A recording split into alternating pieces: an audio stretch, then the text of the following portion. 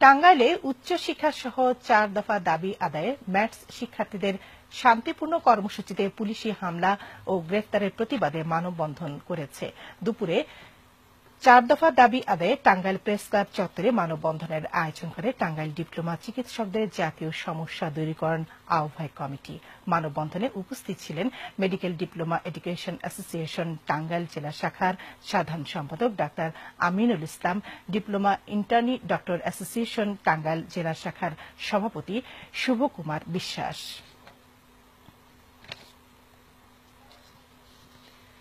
কেন্দ্রীয় কর্মসূচির অংশ হিসেবে সিরাজগঞ্জে অধ্যয়নরত বিভিন্ন ম্যাটসের শিক্ষার্থীরা 4 দফা দাবি আদায়ের জন্য সকালে শহরে মৌন মিছিল, মানববন্ধন ও প্রতিবাদ সমাবেশ করেছে।